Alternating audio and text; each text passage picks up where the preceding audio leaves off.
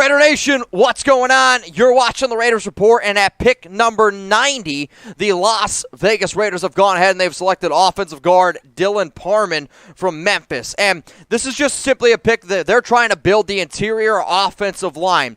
It could be pretty intriguing to see what Las Vegas decides to do in terms of where do they plan on playing him, a left guard or a right guard? But I wouldn't be able to do today's show. And one of my favorite terms by linemen is pancaking. Why? Because, man, sometimes you just got to pancake a guy. And if you're trying to pancake your girl, go to manscaped.com/chat. 20% off and free shipping on the best male grooming products out there. I'm telling y'all, if y'all are looking to make sure that your Kenny Stabler is looking great, Spit and Venom as well. Manscaped.com/chat. 20% off and free shipping. So what you guys are going to see here on today's show is just an extra look at the Raiders' newest pick here, who is 6'2". He's weighs 311 pounds. Last season, look at these numbers. 12 games played, 0 sacks allowed. 23 years old. He was a junior last season for Memphis and played a little bit of center, also played a little bit of interior guard. So what I'm curious to see is last season Parham, he played a lot of left guard. A lot of left guard. And he opened up a lot of big-time holes for Memphis. Not only that, he also played a little bit at right tackle. So we're going to see where the Raiders decide to line him up if they believe that he can play there. He also has some experience playing right guard. So you're seeing a very versatile offensive lineman who has playing experience at left guard, right tackle, and at right guard as well. Some of his combine/pro day numbers: 40-yard dash, 4.93. For somebody 6'4", 300 pounds, very impressive. 20-yard dash, 2.84. The 10-yard dash, 1.66. Mitch, why is that important for a lineman? Think about it. Quick burst. That's really impressive for somebody that big. Shuttle time, 4.73. Cone drill, not great. I'm not overly worried about the bench, but the Raiders probably saw a guy super versatile. They knew it. They knew they had a big-time need at offensive line, so they go ahead and select Dylan Parham out of Memphis. So, guys, let's go ahead here. Let's go ahead and grade the pick, A, B, C, D, or F. Let me know what y'all are thinking here. The Raiders, they go with the best player available, more than likely on their board. They find somebody who they believe is going to be able to help out this offensive line, whether that's left guard, whether that's right guard, whether that's right tackle. Let me know the grade down below. Let's go ahead now. Let's look at the Raiders' offensive line depth chart. If you were to ask me, Mitch, what does the offensive line look like before the NFL draft? I would have said it would have been Colton Miller at left tackle, Denzel Good at left guard, Andre James at center, Alex Leatherwood right guard, Brandon Parker at right tackle. The fact that this pick has been made tells me that either A, Denzel Good, Alex Leatherwood, or Brandon Parker is a player that the Raiders are not 100% sold on. I do not know who that player is necessarily, but there have been reports that the new Raiders organization is not that crazy about Alex Leatherwood. So, you added a little bit of depth here. You add some versatility. We will see what the Raiders decide to do. What you're going to get here, though, at round 3, pick number 90, he's got the big hand size, pretty good size wingspan, though. For a guard, I'd say that's probably average. The arm length at 33. Again, this is what we're looking at here. 33 feet. Right, pretty good long, or 33, sir, excuse me. A good arm length, good height, weight overall. Versatility, that's the word I'm going to continue to use here. That's my one-word reaction. And good player, coaches have always spoke very highly of him. I'm going to use a very cliche saying, but I'm looking up some notes right here. One of the Memphis coaches said Parham's going to be one of those guys that shows up first, and he's going to be one of the last guys to leave. Doesn't surprise me then that the Raiders go ahead and they make this pick here. So let me know down in the comments section. I want you to grade the Raiders' offensive line, scale it from 1 to 100. 1 being you're not confident at all in the unit that we have, or I want you to go ahead and give it a 100 if you like it a lot. I'm seeing right now a lot of bad grades in our live chat. If you're wondering, wait, how can I join the live show? Remember, you can always hit that subscribe button, turn on those notifications. I'm going to be live for the entire 2022 NFL Draft. Let's go ahead and let's look at what NFL.com's Lance Zierlein had to say about Parham here. Highly experienced guard prospect who helped open running lanes for backs who went on to play in the NFL. Parham falls below NFL size standards for the position, but is very densely layered and plays with sound technique and above average body control into and through contact. So when I see that there, I know a lot of the Patriots guys, they like guys with good overall, we'll say, technique, and they believe if you can improve that technique, that's really going to help you, especially on the offensive line.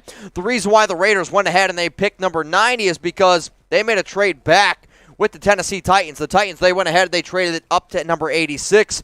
They selected quarterback Malik Willis from Liberty at number 86. The Raiders, they get number 90, and they also get a 5th-round pick at 169. If you guys want to let me know down in the comments section who won this trade, go ahead and type TEN for the Tennessee Titans, or you go ahead and type LV for the Las Vegas Raiders. So make sure that your balls are looking like a TEN. What do I mean by that? I'm talking about a 10 out of 10.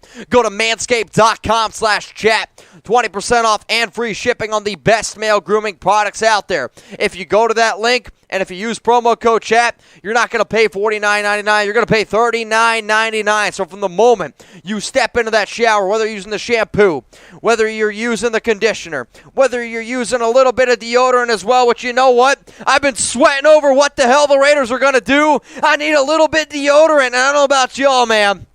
I was pretty damn worked up. But you know what? Studies show that women care more about the way that you smell more than the way that you look. And April is Testicular Cancer Awareness Month.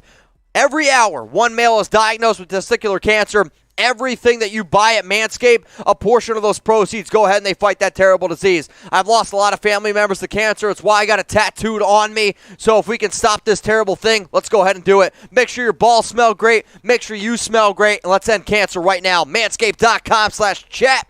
20% off and some free shipping. So coming into today, a lot of the biggest Raiders needs: offensive tackle, interior offensive line.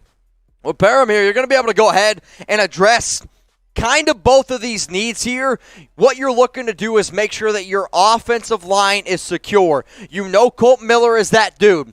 I believe Andre James is a solid center. And then what you're going to try to figure out is between Brandon Parker, Alex Leatherwood, Denzel Good, and Parham, that your other offensive line positions are assured, which is what I like to see. In terms of some of the other things that we have here in terms of a scouting report from Tom Downey, Tom viewed him as more of a center and is ranked as his 84th overall prospect. So even with that being said, Tom's probably going to go ahead and say it's a good pick for the Raiders. He's an impressive athlete with a lot of positional flexibility. Again, played some left guard, played right tackle, played right guard as well. Plays with good leverage off the snap. So again, he might be a little bit undersized in terms of wingspan, overall arm length, but you're going to be able to find a player who's just built a little bit bigger on the down low. You know what I'm talking about. I'm talking about the girth. He's got a wide frame. Power is definitely his biggest issue, which he could face in the NFL, but you're hoping you get him working there with Carmen Brasillo, put a few extra LBs on this man. He's got the technique. But what a lot of people I see right now in the live chat are asking me is this: is he going to be starting? Because if you're going to take somebody in the draft in 3rd round, doesn't always mean they're going to be a starter. What some people can do in round 3 is making sure that you're going to have a solid 6-man. Making sure if somebody goes down, maybe like a Denzel Good coming off a knee injury, maybe you're not 100% sold on Alex Leatherwood, somebody could step in right away and be a solid replacement. That does go a very long way in the National Football League. So is he going to start? Type Y for yes, or you can go ahead and type your N for no. As it stands right now, I will go ahead and I will say no. I do not believe that he starts. He's going to be competing with John Simpson the way I view it. He's also going to be competing with Alex Leatherwood, Jermaine Luminor. The Raiders' biggest issue, and I think everyone would agree, was offensive line. I don't love the pick. It's an okay pick. I'd probably go ahead and give it a C grade.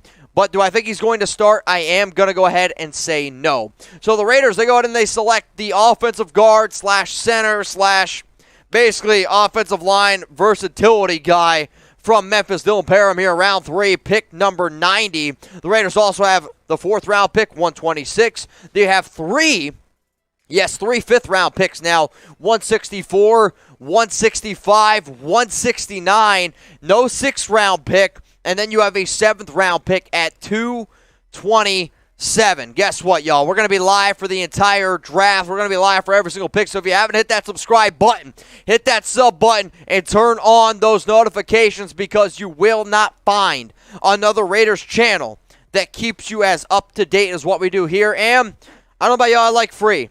And we're 100% free, and we're always going to be free, y'all. So hit that sub button right now. So as it stands right now, what is the Raiders' biggest draft need? I think a lot of people out there will continue to say maybe a right tackle.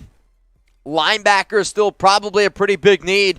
And I'm going to wait to see how this draft falls, because there have been a lot of prospects out there that have fallen down, especially at corner and especially at linebacker. Maybe the Raiders believe that they can get some of these solid cornerback prospects a little bit later on at 126.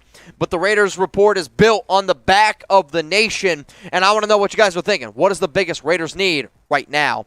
So, guys, I put the pick out probably, I'm going to say 5 minutes before you saw it on television, and you would have known that if you would have followed me on Twitter. You can also follow me on Instagram as well, and this is the part of the offseason where a lot of shit happens. I can't always make a video, but I will always keep you guys up to date on my social media platforms. So, if you bleed silver and black, if you want to get to know me a little bit better, to stay up to date on the Raiders, go ahead. Give me a follow on Twitter and on Instagram right now at MitchellRenz365.